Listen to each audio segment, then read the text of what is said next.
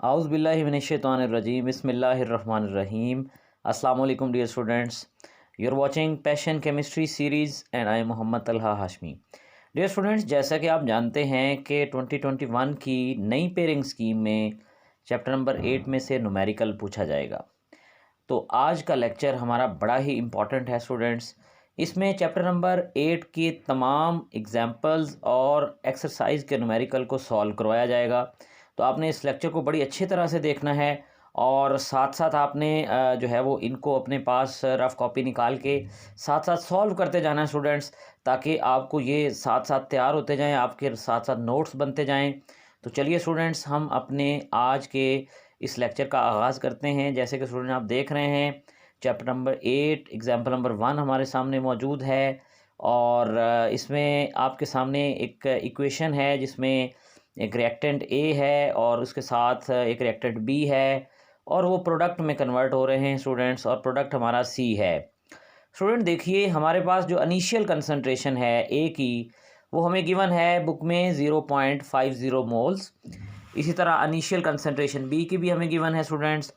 इसी तरह स्टूडेंट्स, बात ये है कि हम यहाँ पर जिन रिएक्शंस में इक्विलिब्रियम एस्टेब्लिश होता है, उन रिएक्शन में कंसंट्रेशन रिएक्टेंट की और प्रोडक्ट की हम कंसिडर करते हैं इक्विलिब्रियम स्टेज पर। यकीनन नो डाउट हमें इनकी कंसंट्रेशन जो है वो इनिशियल तो गिवन होती है, लेकिन हम उसकी कंसंट्रेशन को इक्विलिब्रियम स्टेज पर कंसिडर करेंगे, क्योंकि केसी स्टूडेंट जो होता है वो इक्विलिब्रियम कांस्टेंट हुआ करता है। तो ए की कंसंट्रेशन इक्विलिब्रियम पर 0.20 है, बी की 0.45 है और सी की 0.15 मोल पर डीएम क्यूब है। तो चलिए स्टूडेंट, इस रिएक्शन के सॉल्यूशन की तरफ चलते हैं। आप इसकी केसी की वैल्यू फाइंड करेंगे। केसी की वैल्यू क्या होती है students? KC is an equilibrium constant. इसकी value concentration of product divided by concentration of reactant के इक्वल हुआ करती है। अब स्टूडेंट आप देख सकते हैं कि हमारे पास इस रिएक्शन के लिए सी की वैल्यू इक्विलिब्रियम पर 0.15 है, ए की वैल्यू 0.20 है और उसका स्क्वायर है तो उसका वैल्यू का स्क्वायर ले लेंगे, और बी की वैल्यू स्टूडेंट हमारे पास इक्विलिब्रियम पर 0.45 मोल्स है। तो इस तरह से स्टूडेंट हमारे पास जो है, नेक्स्ट देखिए, जब हम स्टूडेंट इनको सॉल्व करेंगे तो हमारे पास के सी की जो वैल्यू है दैट इज़ 8.3। तो ये स्टूडेंट हमारा पहला जो है वो बड़ा इंपॉर्टेंट पॉइंट था। ये हमारी पहली एग्जाम्पल थी, इसको आपने अच्छी तरह से करना है स्टूडेंट्स। इसी तरह ये एक बहुत ही अहम एग्जाम्पल आपके सामने मौजूद है, एग्जाम्पल नंबर 2। इसके आने के चांसेस इस दफ़ा बहुत ज़्यादा हैं। ये एक बड़ी इंपॉर्टेंट एग्जाम्पल है, इसलिए आपने इस एग्जाम्पल को बहुत अच्छी तरह से स्टूडेंट समझना है। स्टूडेंट हमारे पास इस रिएक्शन के अंदर आप देख रहे हैं, पहले रिएक्शन नीचे आप देखिए, नाइट्रोजन और हाइड्रोजन कंबाइन कर रहे हैं, अमोनिया बना रहे हैं हैबर प्रोसेस में, जैसा कि हमने लेक्चर्स में स्टडी भी किया है अपने लेक्चर्स के अंदर।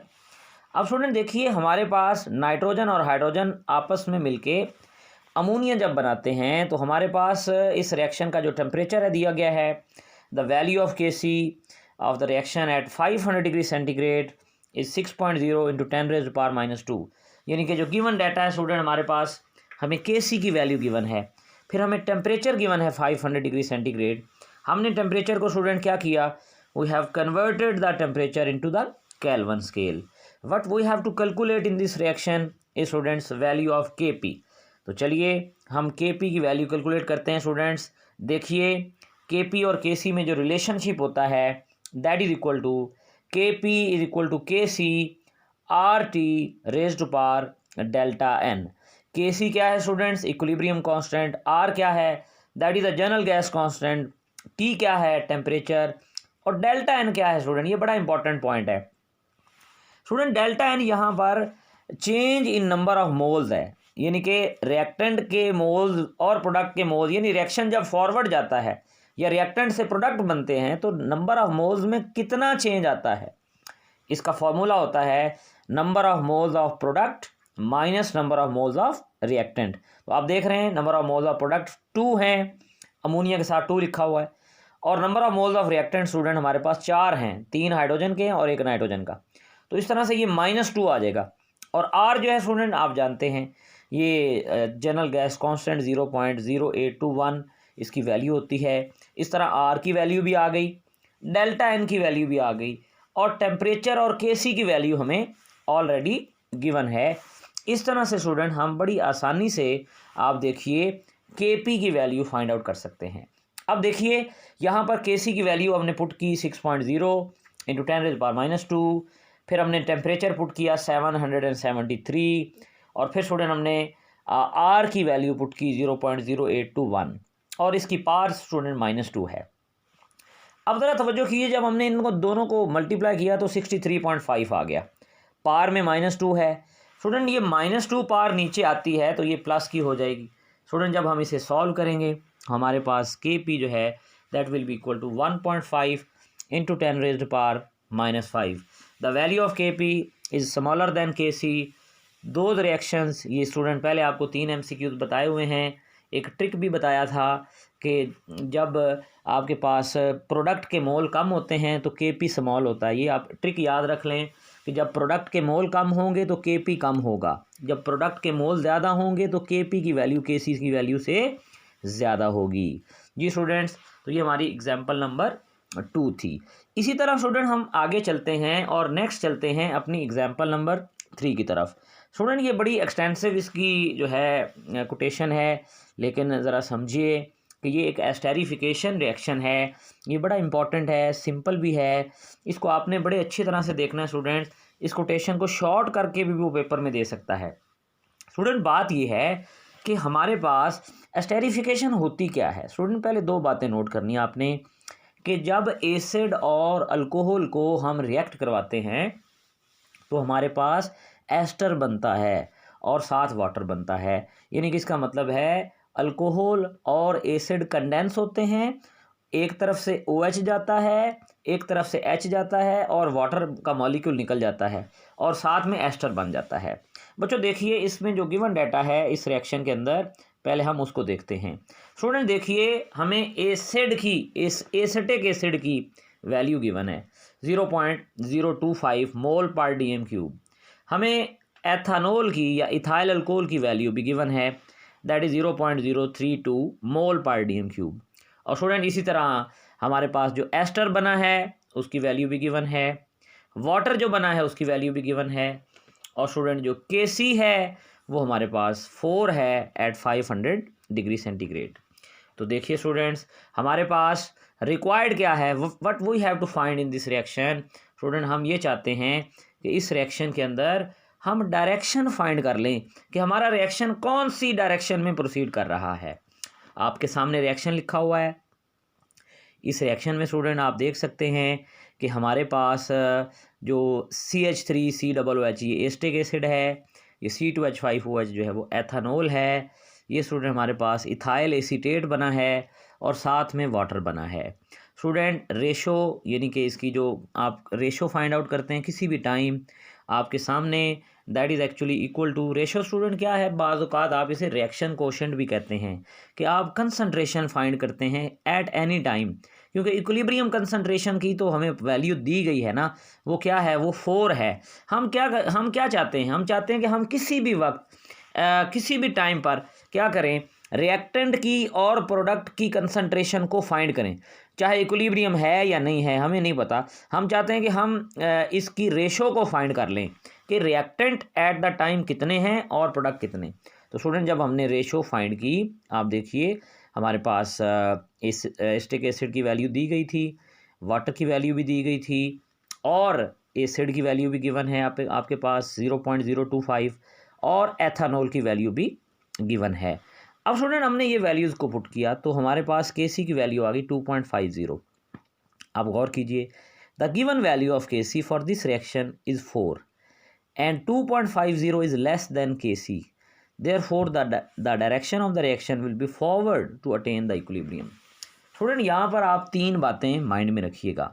स्टूडेंट ये आपने एप्लीकेशंस पढ़ी थी इक्विलिब्रियम कांस्टेंट की, ये एग्जांपल वहाँ से है। स्टूडेंट देखिए जब कभी भी आपके पास KC की वैल्यू जो है वो ज़्यादा हो और रिएक्शन की जो रेशो फाइंड करते हैं एट एनी टाइम वो कम हो, इसका मतलब है देखें अभी 2.5 ने 4 के इक्वल होना है, 4 के इक्वल होगा तो फिर आपका जो है वो इक्विलिब्रियम एस्टेब्लिश होगा। इसका मतलब है 2.5 वैल्यू कम है Kc की वैल्यू से। तो जब आप रेशो निकाल लें और वो Kc की वैल्यू से कम हो तो आप समझ लें डायरेक्शन जो है रिएक्शन की फॉरवर्ड होगी। लेकिन अगर ऐसा हो जाए कि सपोज हम करते हैं कि यहाँ पर वैल्यू आ जाती 8, 7, फिर क्या होता? फिर स्टूडेंट क्या है कि रिएक्शन को वापस आना था 4 की तरफ, 8 से 7, 6, 5, 4 की तरफ आना था। तो इसका मतलब है फिर बैकवर्ड डायरेक्शन में जाता रिएक्शन। लेकिन अगर इक्वल हो जाए वैल्यू तो फिर स्टूडेंट हम क्या करते हैं, फिर हमारे पास जो है बेसिकली वो हमें पता चल जाता है कि reaction has already present in the equilibrium stage. जी स्टूडेंट, ये हमारे पास एग्जाम्पल नंबर 3 है और इसी तरह हम चलते हैं स्टूडेंट एग्जाम्पल नंबर 4 की तरफ। जी, तो एक और बहुत ही अहम एग्जाम्पल हमारे सामने है। एनुअल के एग्ज़ाम में 4-5 एग्जाम्पल्स बहुत अहमियत की हामिल होंगी, इसलिए बड़ी भरपूर तवज्जो के साथ आपने उसको बेटे समझना है। मैं आपको बड़ी डिटेल से इसे समझाऊंगा, आप ज़रा तवज्जो कीजिएगा। स्टूडेंट यहाँ पर हमने फाइंड आउट करनी है percentage ionisation of acetic acid in a solution in which 0.1 mole of it has been dissolved per dm³ of solution. Student हमें एसिटिक एसिड की इनिशियल कंसनट्रेशन दी गई है।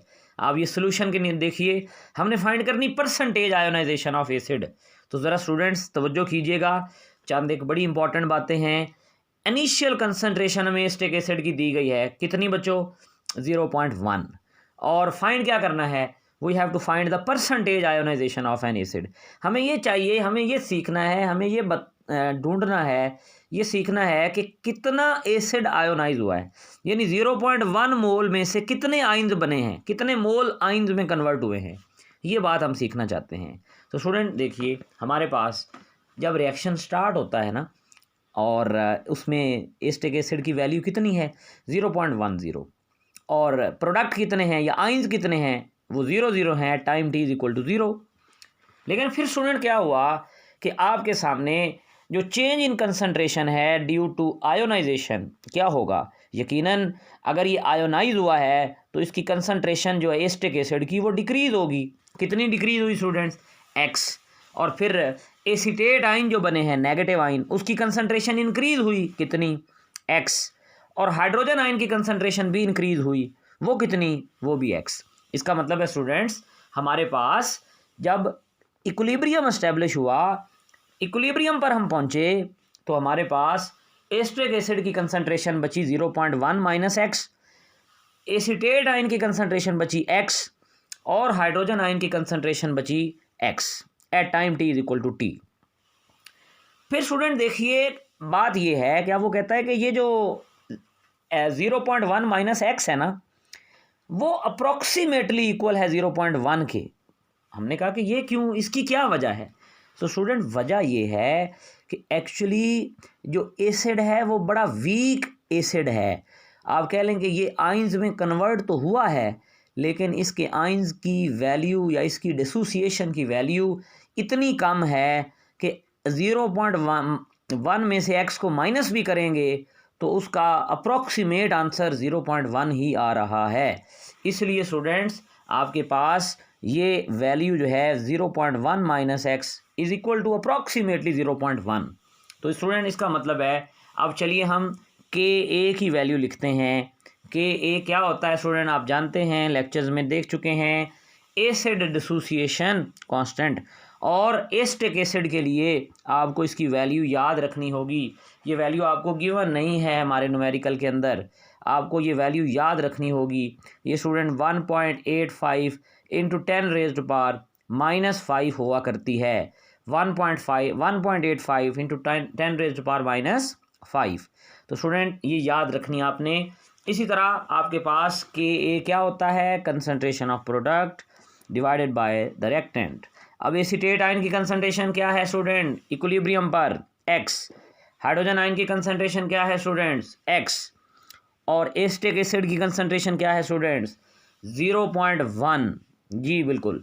अब स्टूडेंट आगे चलते हैं। नेक्स्ट स्टूडेंट देखिए, हमारे पास आपके सामने हमने बात की कि putting the value of Ka हमने के ए की वैल्यू पुट की, जो मैंने पहले बता दी आपको, 1.85 into 10⁻⁻5 is equal to X square over 0.1। अब स्टूडेंट गौर कीजिएगा, हमने तो एक्स स्क्वायर फाइंड करना है, इसका मतलब है 0.1 डिवाइड हो रहा है, दूसरी तरफ मल्टीप्लाई हो जाएगा और इसकी वैल्यू आ जाएगी 1.85 इंटू 10⁻⁻6। स्टूडेंट एक्स की वैल्यू फाइंड करने के लिए we will take the square root on both side of this equation. तो स्टूडेंट हमारे पास आ जाएगा 1.3 इंटू 10⁻³ मोल्स। जी स्टूडेंट्स, तो अब देखिए, अब स्टूडेंट ये एक्स जो निकला है ना, you know what is this? This is the amount of acid ionised. Student ये वो आइंस हैं, ये वो आइंस हैं जिनकी, या ये वो आइंस की मिकदार है जो आयोनाइज हुई है, ये वो हाइड्रोजन आइन हैं जो आयोनाइज हुए हैं। तो इसका मतलब है स्टूडेंट्स 0.1 मोलर में से तकरीबन 0.0013 मोल्स आयोनाइज हुए हैं। तो इसका मतलब है, चलिए अब परसेंटेज फाइंड करते हैं जो हमारा टास्क है। तो परसेंटेज कैसे फाइंड होगी student? Concentration of acid ionised, यानी कि जो आपके पास आयोनाइज्ड हुआ है एसिड, उसकी मिकदार, कितना आयोनाइज्ड हुआ है भाई?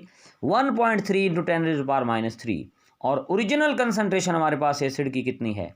That is 0.1। मल्टीप्लाई करेंगे हम इसको 100 के साथ, तो student the amount of acid that is ionised is 1.3। इसलिए स्टूडेंट हम कहते हैं कि एसिटिक एसिड एक बहुत ही वीक एसिड है और इसकी आयोनाइजेशन तो होती है, लेकिन आयोनाइजेशन बड़ी स्मॉल एक्सटेंट पे होती है, बड़ा वीक इलेक्ट्रोलाइट है। तो ये स्टूडेंट हमने एग्जाम्पल नंबर 4 भी सॉल्व कर ली। इसी तरह स्टूडेंट हम आगे चलते हैं और अपनी नेक्स्ट एग्जाम्पल को देखते हैं, जो कि और मोस्ट इम्पॉर्टेंट, यानी आप ये समझिए कि इस साल के पेपर्स के लिए आपकी 5 एग्जाम्पल्स में से सबसे जो मोस्ट इम्पॉर्टेंट एग्जाम्पल है दैट इज एग्जाम्पल नंबर 5। जी स्टूडेंट्स, एग्जाम्पल नंबर 5 को ज़रा देखिए। वो कहता है कि calculate the pH. Student pH calculate करनी है इस एग्जाम्पल के अंदर, और ये पीएच किसकी कैलकुलेट करनी है? बफर सोल्यूशन की। और आप जानते हैं बफर बेटे 2 चीज़ों से बनता है, एक उसमें साल्ट होता है और एक एसिड होता है, यानी एसिड का salt, sodium salt of an acid. तो स्टूडेंट ज़रा तवज्जो कीजिए, ये आपके सामने जो बफर है ये एसिडिक बफर है, इसमें एसिटिक एसिड है 0.09 मोलर और सोडियम एसीटेट है जो साल्ट है 0.11 मोलर। इसका मतलब है स्टूडेंट्स, हमें बफर के अंदर क्या दिया गया है? साल्ट की कंसंट्रेशन के, साल्ट कितना है बफर में, और हमें एसिड की कंसंट्रेशन भी गिवन है कि इस बफर में एसिड कितना है। और के ए की वैल्यू जो एसिटिक एसिड की है वो स्टूडेंट हमारे पास, हमें पहले भी अभी पिछले न्यूमेरिकल में हमने यूज़ की 1.85 इंटू 10⁻⁻5। तो स्टूडेंट रिक्वायर्ड आप देखिए पीएच ऑफ बफर चाहिए हमें। स्टूडेंट इसके लिए हम क्या लगाते हैं? हैंडसन इक्वेशन। स्टूडेंट हैंडसन इक्वेशन क्या होती है? ज़रा देखिए स्टूडेंट्स, हैंडसन इक्वेशन हुआ करती है pH is equal to pKa plus log of salt over acid. Student pKa क्या है? स्टूडेंट आप जानते हैं कि ये जो P आता है ये पोटेंशियल को जाहिर करता है, तो P का मतलब है नेगेटिव लॉग। नेगेटिव लॉग किसका? Ka का। Ka क्या है? 1.85 10⁻⁻5। इसका नेगेटिव लॉग लिया तो ये 4.74 आ गया। अब स्टूडेंट हमने हैंडरसन इक्वेशन अप्लाई की, बड़ा simple numerical, pH is equal to 4.74। ये क्या है? ये है pK plus log concentration of salt. Salt की कंसंट्रेशन कितनी स्टूडेंट? 0.11 मोलर। और फिर डिवाइड करेंगे कंसंट्रेशन ऑफ एन एसिड। तो स्टूडेंट हमारे पास जो आपके सामने बफर है उसकी pH कितनी होगी? 4.83। जी स्टूडेंट, तो एक बड़ा ही सिंपल सा हमारा ये न्यूमेरिकल है, एग्जाम्पल नंबर 5 है। बड़ी अच्छी तरह से आपने इसको जो है वो लर्न करना है, तैयार करना है। तो इस तरह से हमारे स्मार्ट सिलेबस के मुताबिक हमारी एग्जाम्पल्स जो हैं वो मुकम्मल होती हैं। अब बड़े इंपॉर्टेंट न्यूमेरिकल जो एक्सरसाइज के हैं उनकी तरफ चलते हैं। तो पहला जो न्यूमेरिकल स्टूडेंट हमारी एक्सरसाइज का हमारे स्मार्ट सिलेबस में शामिल है that is numerical number 19, question number 19 from the exercise. Student देखिए, Kc value for the following reaction is 0.16 at 520 degree centigrade. तो स्टूडेंट ये बड़ा ही इम्पॉर्टेंट एक न्यूमेरिकल है, आपने इसे बड़े तवज्जो से सुनना है स्टूडेंट्स, इसको ज़रा गौर से समझना है। इसमें बड़े इंपॉर्टेंट पॉइंट्स दिए गए हैं। इनिशियल कंसंट्रेशन, पहले रिएक्शन को मैं दिखाना चाह रहा हूँ। ये 2HI यानी हाइड्रोजन आयोडाइड डिकम्पोज हो रहा है हाइड्रोजन में और आयोडीन के अंदर। हमें इनिशियल कंसंट्रेशन दी गई है। स्टूडेंट इस रिएक्शन की कोटेशन को अगर आप स्टडी करें तो ये रिएक्शन की कोटेशन बताती है कि एक रिएक्शन है हाइड्रोजन आयोडाइड और हाइड्रोजन आयोडाइड का, और ये बेसिकली किसके साथ है, डिकम्पोज हो रही है हाइड्रोजन में और आयोडीन में। अब आप देखिए, वो कहता है कि पहले इसमें इक्विलिब्रियम एस्टेब्लिश हो चुका है, उसमें जो इनिशियल कंसंट्रेशन है वो 0.018 मोलर है और हाइड्रोजन की जो कंसंट्रेशन बन रही है वो 0.01 मोलर है। लेकिन हमने उसके अंदर दोबारा हाइड्रोजन आयोडाइड ऐड कर दिया। इसका मतलब है जब हाइड्रोजन आयोडाइड दोबारा ऐड करेंगे तो दोबारा हमारे पास जो इक्विलिब्रियम पर, न्यू इक्विलिब्रियम पर जो कंसंट्रेशन होगी वो स्टूडेंट्स कितनी होगी, वो आप देखिए 0.096 कंसंट्रेशन हमें गिवन है। अब 0.096 में से जब रिएक्शन स्टूडेंट्स प्रोसीड करेगा तो क्या होगा, x कम होता है। हमेशा हम देखते हैं कि जो कंसंट्रेशन गिवन होती है उसमें से x कम होता है, लेकिन आप यहाँ पे क्या देख रहे हैं, यहाँ पे तो 2x कम हो रहा है। तो इसका मतलब ये हुआ, अब आप यहाँ पर देखेंगे कि 2x कम होगा इसमें। और इसी तरह प्रोडक्ट में क्या होगा स्टूडेंट, प्रोडक्ट में 0.01 प्लस x हो जाएगा। हाइड्रोजन आयोडाइड के लिए भी 0.01 और प्लस x हो जाएगा। स्टूडेंट हम करना क्या चाहते हैं स्टूडेंट, एक्चुअली हम फाइंड करना चाहते हैं x को। इस x को फाइंड करने के बाद आप देखेंगे कि हम हाइड्रोजन आयोडाइड की कंसंट्रेशन भी मालूम कर लेंगे। जब नया इक्विलिब्रियम एस्टेब्लिश हुआ हम जो है वो आयोडीन की कंसंट्रेशन भी मालूम कर लेंगे x की वैल्यू की मदद से। तो चलिए स्टूडेंट्स फिर x को फाइंड करने की तरफ चलते हैं। तो पहले हमने ये बात सीखी कि स्टूडेंट कंसंट्रेशन जो है वो 0.096 -2x हो रही है। -2x क्यों, क्योंकि हाइड्रोजन आयोडाइड के 2 मोल्स हैं, तो 1 मोल अगर x डिक्रीज होता है तो यकीनन 2 मोल -2x डिक्रीज होंगे, और 1 मोल हाइड्रोजन का x मोल हाइड्रोजन का इंक्रीज होगा, और जो है वो x मोल ही आयोडाइड का इंक्रीज होगा। अब हमने देखना है स्टूडेंट कि जब ये न्यू इक्विलिब्रियम एस्टेब्लिश होगा तो ये हाइड्रोजन आयोडाइड है कितनी, आखिर ये -2x करेंगे तो कितनी वैल्यू आएगी, और हाइड्रोजन में x प्लस करेंगे तो कितनी वैल्यू आएगी, और आयोडीन में x प्लस करेंगे तो भाई कितनी वैल्यू आएगी। इसका मतलब है ये x ही सारे सवालों का जवाब है कि अगर x मालूम हो जाए तो हम x जमा करेंगे, हाइड्रोजन आयन की कंसंट्रेशन आ जाएगी, x जमा करेंगे आयोडाइड आयन की कंसंट्रेशन आ जाएगी, और x को 2 से मल्टीप्लाई करके वो 0.096 से माइनस करेंगे तो हमारे पास जो है वो हाइड्रोजन आयोडाइड की कंसंट्रेशन आ जाएगी। जी स्टूडेंट्स, तो चलिए फिर हम इसके सोल्यूशन की तरफ चलते हैं। Kc की वैल्यू हमारे पास क्या है, आप जानते हैं स्टूडेंट, Kc की वैल्यू होती है concentration of the product divided by concentration of reactant.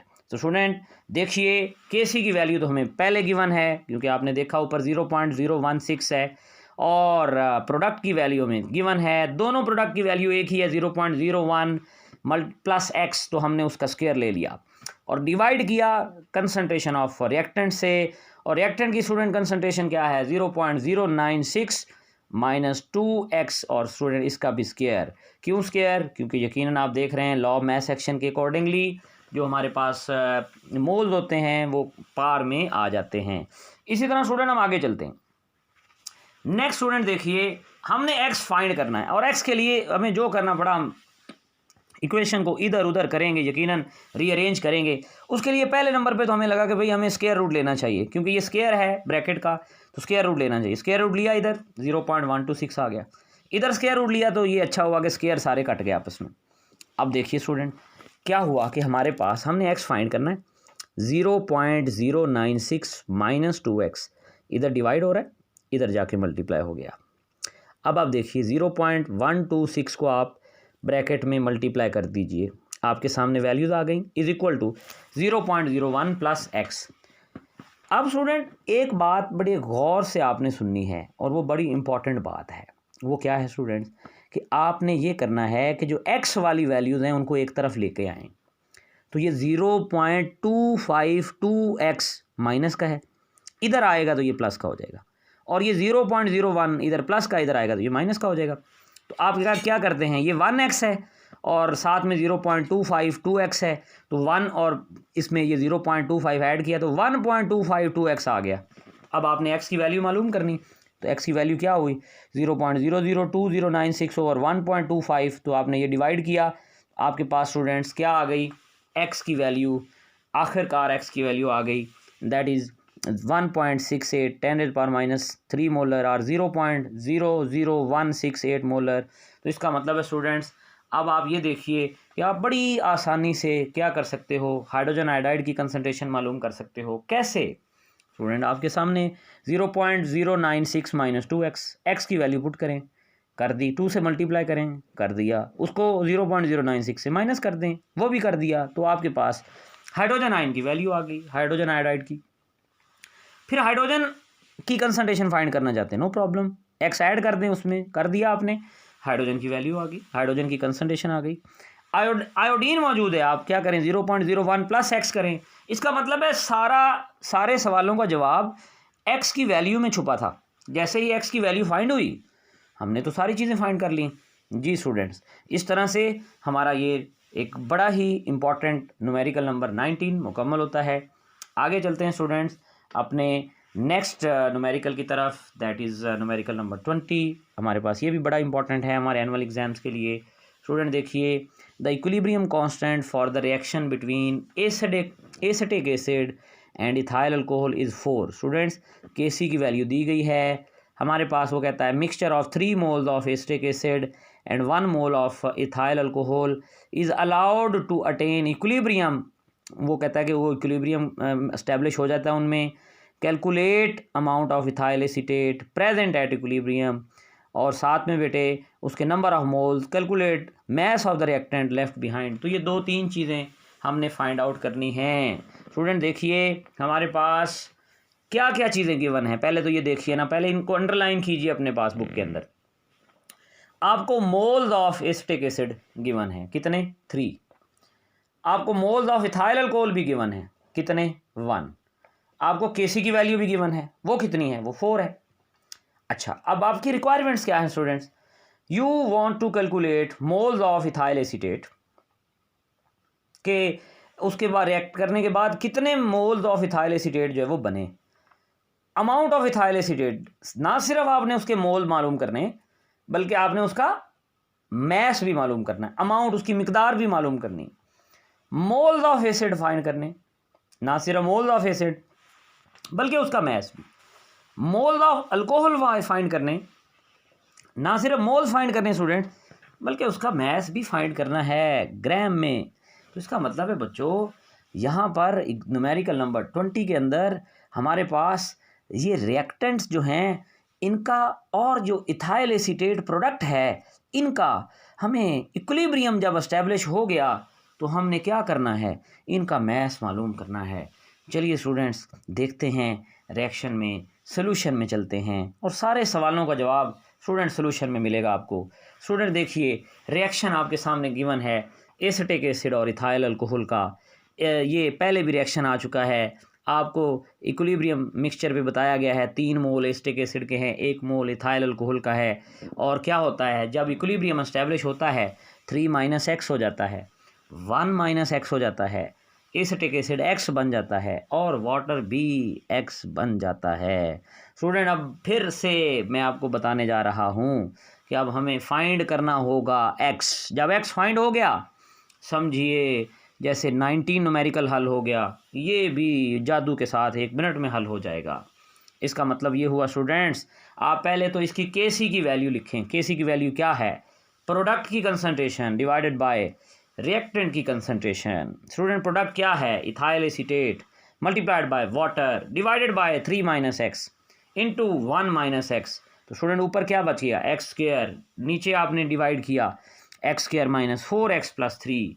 तो स्टूडेंट आपने क्या किया, आपने इसमें जो कांस्टेंट्स थे उनको जो है वो एक तरफ लेके आ गए, तो ये आपके पास x² is equal to student किसके आ गया 4x² - 16x + 12। इसी तरह हम आगे लेके चलते हैं स्टूडेंट इसको। स्टूडेंट देखिए हमारे पास ये आ जाता है 4x² - x² - 16x + 12 is equal to 0। देखिए बच्चों, बड़ी इंपॉर्टेंट बात गौर से सुननी है आपने, गौर से समझनी है। स्टूडेंट ये मैथमेटिक्स का थोड़ा सा काम है। 4x² में से x² माइनस किया, 3x² बच गया, -16x + 12 is equal to 0। Student ये क्वाड्रेटिक इक्वेशन है, ax² - bx + c। तो स्टूडेंट इसमें जो x² के साथ है वो हमारे पास क्या है, जो x² के साथ है वो a है, और जो हमारे पास x के साथ है वो स्टूडेंट्स b है, और जो 12 है वो c है। तो क्वाड्रेटिक फार्मूला क्या कहता है, ज़रा गौर से सुनिए, दोबारा बता रहा हूँ। जो x² के साथ है वो a है, ये इक्वेशन क्या होती है, ax² लिख लीजिए अपने पास -bx + c। तो स्टूडेंट्स a 3 है, b 16 है, और आपके पास c 12 है। तो आप वैल्यूज़ पुट कीजिए, b की -16 प्लस -16 का स्क्वायर -4, a की वैल्यू 3, c की वैल्यू 12/2। क्वाड्रेटिक इक्वेशन हमने अप्लाई कर दी स्टूडेंट्स। क्या किया अब, नेक्स्ट आप देखिए, 16 का स्क्वायर 256 - 144 डिवाइडेड बाय 6। फिर स्टूडेंट इसे जो है वो हल किया हमने, 112 बचा और वो डिवाइडेड बाय 6 बचा। स्टूडेंट देखिए 112 का एलसीएम अंडर रूट लिया, 10.58 आ गया। अब स्टूडेंट ये दो वैल्यूज़ हैं, प्लस माइनस दोनों करके देख लेते हैं। एक दफ़ा +10.58 करते हैं, एक दफ़ा -10.58 करते हैं। तो जब प्लस किया तो वो आ गया 4.43। हमने कहा भी लो जी, ये क्या बात हुई। हमें तो इनिशियली आप देख रहे हैं कि हमारे पास मोल थे एसिटिक एसिड के 3, लेकिन अब यहाँ पर आ गए हैं 4.43। हमने कहा ये तो बात सही नहीं है, 4.43 मोल अगर आते हैं तो फिर तो भाई पहले ये तो बड़ा ही जादू हो गया कि पहले 3 मोल थे, अब तो मोल बढ़ के 4.43 हो गए। ऐसा नहीं होगा, इसका मतलब है ऊपर वाली वैल्यू हम 4.43 को निगलेक्ट कर देंगे। क्यों? क्योंकि भाई प्रोडक्ट ये पहले जो रिएक्टेंट था उससे इसकी मिकदार बढ़ गई है। इसमें रीज़नेबल जो वैल्यू हमें लगती है वो 0.903 मोल्स है। इसका मतलब है बच्चों, एक्स की वैल्यू जो लेंगे हम, नोट कर लीजिए, 0.903 लेंगे। पहली वाली वैल्यू हमारी ओरिजिनल वैल्यू से ज़्यादा है, इसलिए हम उसको निगलेक्ट कर देंगे। इसी तरह स्टूडेंट्स देखिए, अब हम बारी आ गई है तमाम वैल्यूज़ कैलकुलेट करने की। चलिए फिर हम 1 बाय 1 इन तमाम की वैल्यूज़ को कैलकुलेट करते हैं। Student from the above 2 values of x as initial concentration of acetic acid is less than 3 mole, ये बात हो गई। तो एक्स की जो वैल्यू 0.903 मोल हम कंसिडर करेंगे। अब हमें चाहिए concentration of acetic acid at equilibrium. तो बच्चों हमने कहा कि 3 - एक्स की वैल्यू फाइंड करें। भाई पता चल गई उसकी कंसनट्रेशन कितनी है, भाई 2.097 मोल्स। और फिर स्टूडेंट अगर आप चाहते हैं इसकी अमाउंट, वो भी बताते हैं आपको। फिर आगे चलिए, सेकंड में आ जाइए। कंसनट्रेशन आप चाहते हैं किसकी, एथानॉल की। तो फिर क्या करें भाई, 1 - एक्स की वैल्यू पुट करें, मिल गई। इथाइल एसीटेट की कंसनट्रेशन चाहते हैं, कोई मसला नहीं, उसकी वैल्यू है एक्स, तो आपको एक्स मिल गया, एक्स की वैल्यू आ गई 0.097, तो इसकी वैल्यू यही आ जाएगी स्टूडेंट्स। अब देखिए बच्चों, एक बात सुनिए, जो मैस होता है ना किसी चीज़ का भी, वो moles multiplied by molar mass के इक्वल हुआ करता है। तो इसलिए हमें मोल्स दिए गए हैं, हमने मैस किस किस का मालूम करना है, तीनों का, एसिटिक एसिड का भी, इथाइल अल्कोहल का भी, और इथाइल एसीटेट का भी। तो हम क्या करेंगे भाई, सिंपल सी बच्चों बात है, जो मोल दिए गए हैं जिसके, हम उसको उनके मोलर मैस के साथ मल्टीप्लाई करते जाएंगे, हमें उनका मैस मिलता जाएगा। बच्चों देखिए, अमाउंट ऑफ CH3COOH, बेटे एसिटिक एसिड का जो मैस है वो 60 है, इसके जो मोल्स दिए गए हैं वो कितने हैं, 2.097, मल्टीप्लाई करें मैस आ गया। अमाउंट ऑफ इसी तरह से 46 इसका मैस है, और बेटे 0.1 इसके मोल्स हैं, 4.6 आ गया। अमाउंट ऑफ इथाइल एसीटेट बेटे 0.9 मोल्स हैं, और 88 इसका मैस है, तो इस तरह से 79.46 आ गया। तो इसका मतलब है स्टूडेंट, एक्स फाइंड करने की देर थी, बाकी सारी वैल्यूज़ खुद फाइंड हो जाया करती हैं। आगे चलते हैं स्टूडेंट्स। नेक्स्ट हमारे पास जो इम्पोर्टेंट पॉइंट है, दैट इज़ न्यूमेरिकल नंबर 21। जी स्टूडेंट, ये भी हमारे स्मार्ट सिलेबस में इंक्लूडेड है। तो चलिए हम इसको स्टडी करते हैं। हमारे पास स्टीम है, यानी steam of water plus carbon monoxide they both react with each other to form hydrogen and carbon dioxide. अब स्टूडेंट देखिए 1 मोल हमारे पास स्टीम का है, 1 मोल हमारे पास कार्बन मोनोऑक्साइड का है। They are allowed to react and reach at equilibrium. Student इन्होंने react किया आपस में, दोनों के 1 मोल ने, और इनमें इक्विलिब्रियम एस्टेब्लिश हो गया। और वो कहता है कि इक्विलिब्रियम जो एस्टेब्लिश हुआ तो इक्विलिब्रियम मिक्सचर जो था उसमें 33.3% जो थी वो हाइड्रोजन थी। तो वो कहता है find the value of Kp। Important numerical students Kp के हवाले से। स्टूडेंट डाटा जो हमें गिवन है, मोल्स वाटर के दिए गए हैं, मोल्स मोनो के दिए, कार्बन मोनोऑक्साइड के दिए गए हैं, और हाइड्रोजन की परसेंटेज दी। क्या फाइंड करना है? We have to find out the value of the Kp, और यूनिट्स ऑफ द Kp भी फाइंड करने हैं। स्टूडेंट रिएक्शन आपके सामने मैंने लिखा, चलते हैं सोल्यूशन की तरफ। स्टूडेंट देखिए जब स्टूडेंट टाइम 0 था, रिएक्शन शुरू नहीं हुआ था, तो भाई 1 मोल स्टीम का था, 1 मोल कार्बन मोनो का था, प्रोडक्ट 0 मोल थे। लेकिन कुछ देर बाद जब रिएक्शन प्रोसीड हुआ और रिएक्शन फॉरवर्ड डायरेक्शन में गया, रिएक्टेंट कम हुए, 1 - x और इधर x बन गया। अब अगर आप गौर करें total moles of reaction mixture, अगर रिएक्शन मिक्सचर के टोटल मोल्स देखें स्टूडेंट्स तो हमारे पास 2 मोल्स बनते हैं। आपने कहा वो कैसे? स्टूडेंट देखिए 1 - x प्लस 1 - x, ये लिखिए अपने पास 1 - x plus 1 - x plus x। अब देखें ना 2 पॉजिटिव के x हैं और 2 नेगेटिव के x हैं, तो ये 2 x पॉजिटिव वाले नेगेटिव वाले x से कट जाएंगे, तो ये 1 + 1 2। इसका मतलब है पूरे रिएक्शन के मिक्सचर के अंदर मोल्स की मिकदार 2 है बच्चों। और moles of H2 at equilibrium, उसकी जो परसेंटेज है ना वो 33% है बच्चों। हमने हाइड्रोजन की कंसंट्रेशन को मालूम करना है। अब गौर कीजिएगा, आपके सामने बड़ी इंपॉर्टेंट बात। स्टूडेंट हमारे पास प्रोडक्ट में उसके कितने मोल्स हैं? x, हमें नहीं पता कितने मोल्स हैं हाइड्रोजन के, हमें तो ये फाइंड करना है। और टोटल मिक्सचर में कितने मोल्स हैं भाई? 2 है। ठीक हो गया। ये किसके इक्वल है? स्टूडेंट देखिए आप सिंपली जो है ना एक फॉर्मूला बना लीजिए कि कंसंट्रेशन ऑफ हाइड्रोजन, मैं बड़ी सिंपली इसको बता रहा हूँ, concentration of hydrogen is equal to given, आप कह लीजिए कि moles of hydrogen divided by total moles multiplied by 100। अब स्टूडेंट मोल्स ऑफ हाइड्रोजन हमें नहीं पता कितने x हैं, हमने फाइंड करना है। टोटल मोल्स कितने हैं मिक्सचर के? 2 हैं। और कंसंट्रेशन ऑफ हाइड्रोजन जो है वो 33.3 है। और स्टूडेंट हमारे पास जो डिवाइड करना है 100 से, स्टूडेंट फाइंड क्या करना है हमने? We have to find out x कैसे फाइंड करेंगे? 2 डिवाइड हो रहा है, इधर आके मल्टीप्लाई हो जाएगा। स्टूडेंट ये क्या बन जाएगा? 0.666 मोल्स। जी स्टूडेंट्स x की वैल्यू आ जाएगी 0.666 मोल्स जी। इसी तरह आप देखिए हमारे पास वाटर जो है इसकी कंसंट्रेशन क्या है स्टूडेंट? x। अब यहाँ पे तो x बड़ा सिंपली से फाइंड हो गया, छोटा सा फॉर्मूला लगाया हमने, x/2 is equal to concentration of H2/100। तो स्टूडेंट आपके पास x फाइंड हो गया, बाकी सारी वैल्यूज़ तो आपको पता है फटाफट खुद ही फाइंड हो जाएंगी।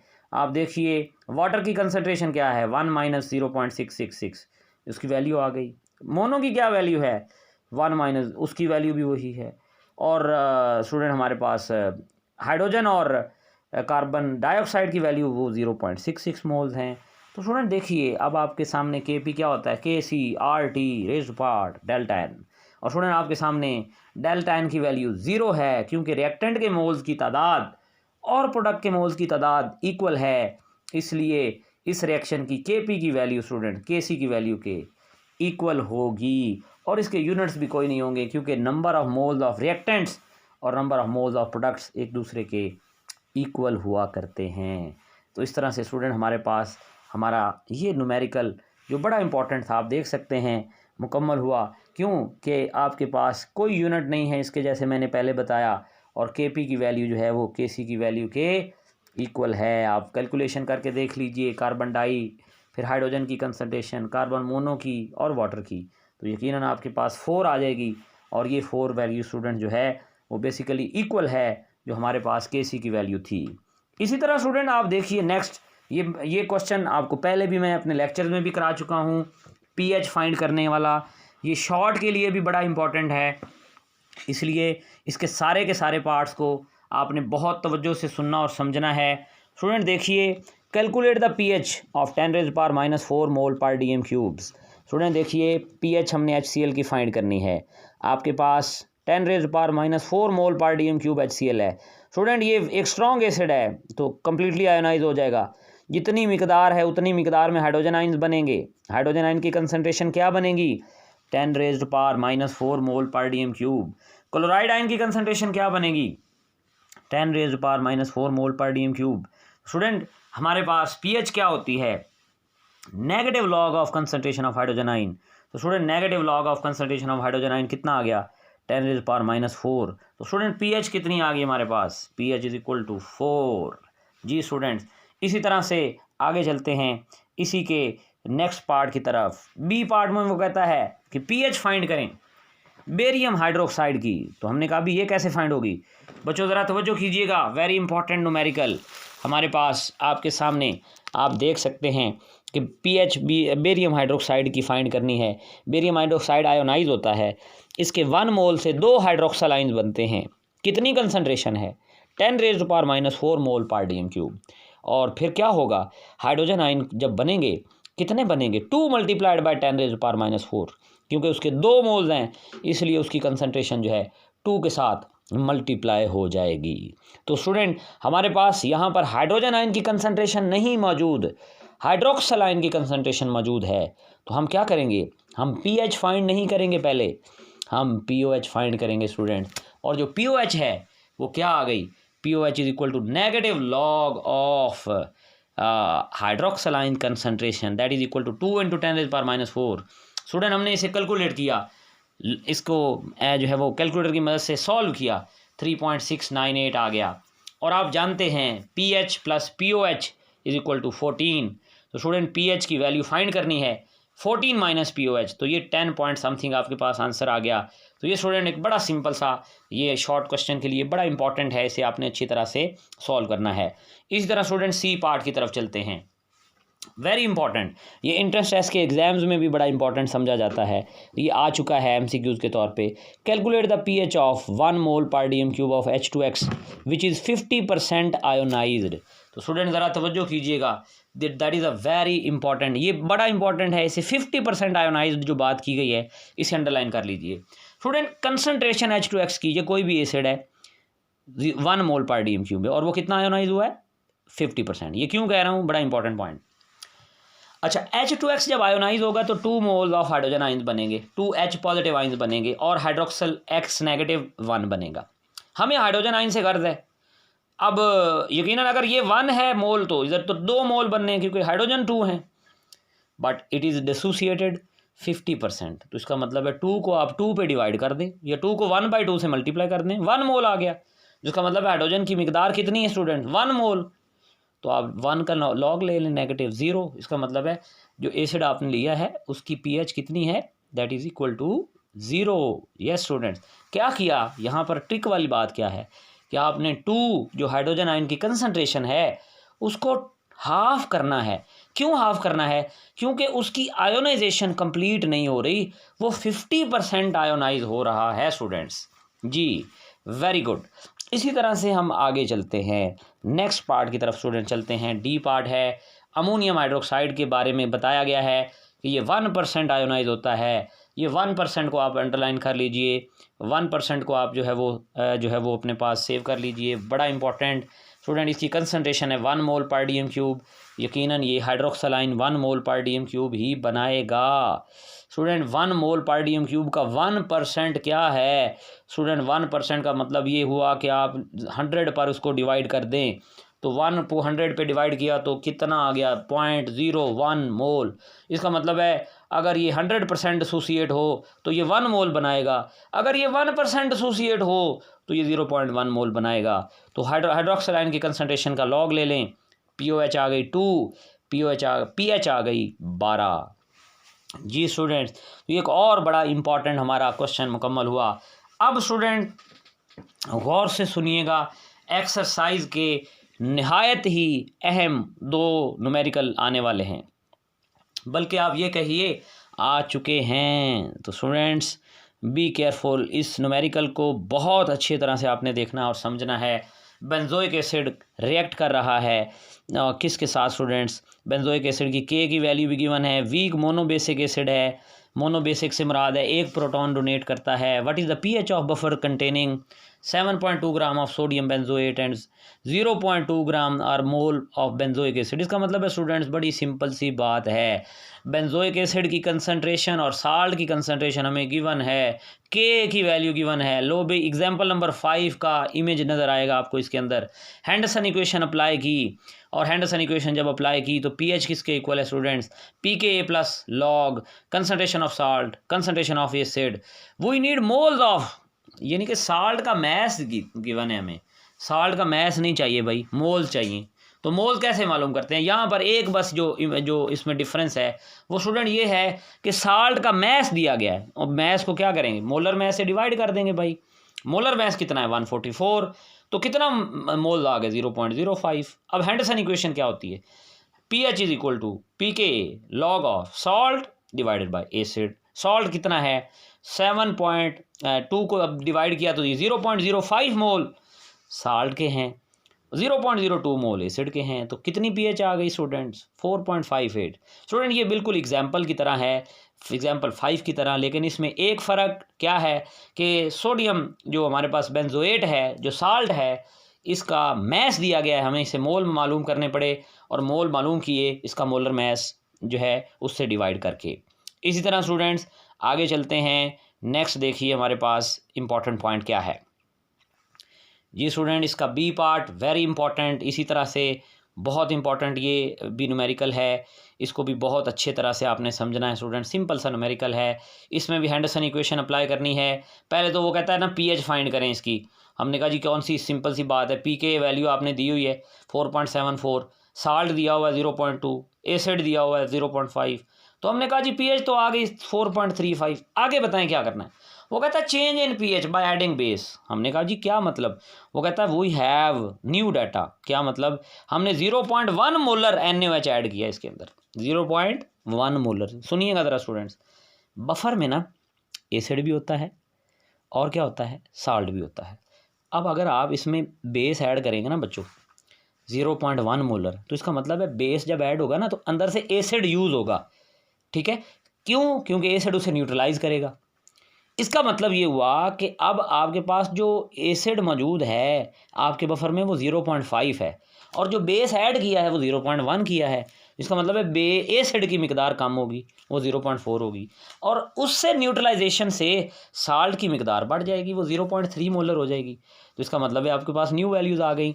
साल्ट कितना है अब आपके पास, ऐड करने के बाद 0.1 मोलर NaOH ऐड करने के बाद साल्ट 0.3 है, और एसिड 0.4 है। तो क्या हुआ, पीएच स्लाइटली चेंज हुई। स्टूडेंट ये मैंने लेक्चर में भी बताया था कि अगर 0.1 मोलर NaOH ऐड करें ना हम, तो वाटर में ऐड करें तो 7 से 12 पर पीएच चली जाती है, लेकिन यहाँ पर थोड़ा सा स्लाइट पीएच का चेंज आ रहा है।